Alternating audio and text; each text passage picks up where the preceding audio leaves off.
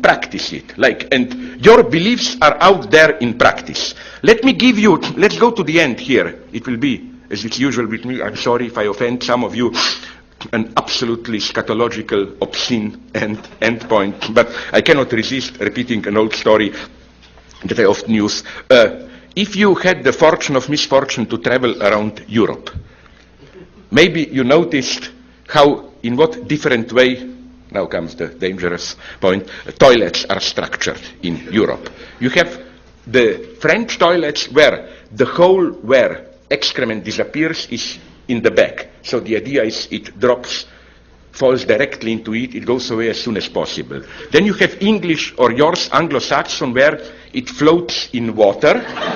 Then you have the German one, which is the most obscene, of course, which is that the hole is in front, and you have just a little bit of water in the hole, so that most of the bowl is a kind of a plateau. The idea is your excrement falls there to enable, it's an old disgusting German tradition that every morning you should inspect your bowl, sniff it and so on to see, look for any traces of illness. If you don't believe me, go and look. It's quite a cultural shock.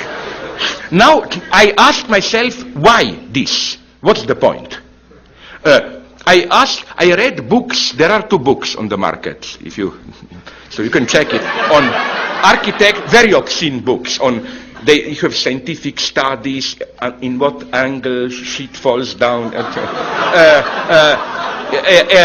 and they don't give an account of this. They simply, every book that I know or text plays this simple utilitarian card. Oh, how is that the other guys don't see that ours is the most utilitarian, the most practical?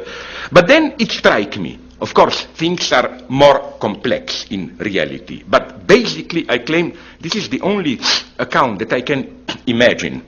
Do you know that, if you know a little bit of the history of European thought, around the time of Hegel, it was popular to claim that, to assert the notion of so-called European Trinity.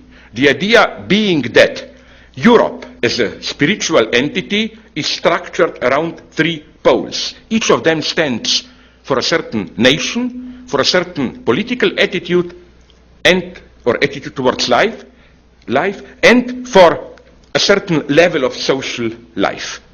Germans are politically conservative.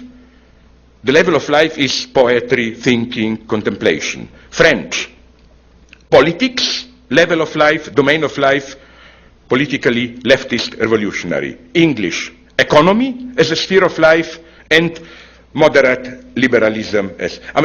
then it did strike me, but that's it. The French approach this radical politics. It falls in, liquidated, disappear. It's like guillotine, no? Like it should disappear. Anglo-Saxon, pragmatic. Let it flow there. We will solve the problem. Germans, of course, poetry and contemplation. You contemplate, you look at... Now, crazy as this may sound, but believe me or not, in a way it is true. Let us say, that's my point, serious point that I want to make. Are you aware how... It's easy to say, oh, no ideology and so on. My God, you go to the toilet and you sit on ideology, how should I put it? That is to say, even such the lowest of the lowest vulgar everyday object cannot be accounted for in direct utilitarian terms. It is structured like this because it's the most appropriate, but embodies certain very fundamental attitudes towards what is one of the big problems of life. What to do with this embarrassing excrement that comes out of our body. And this is not a secondary point. Every good anthropologist will tell you that one of the signs that you are dealing with humans, no longer with apes or animals, is that you have this embarrassment what to do with shit, basically. No? How to... It must disappear.